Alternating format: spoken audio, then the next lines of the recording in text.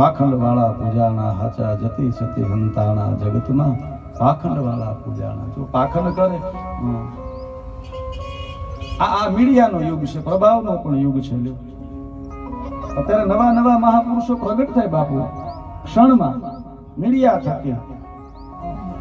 એક સમય હતો જ્યારે ભજન થકી મહાપુરુષો સંતો એનું નામ એની નામશા થતી. એવા અહીંયા ચેતન સમાધિ બિરાજે છે, અહીંયા સતી આયમાં બિરાજે છે.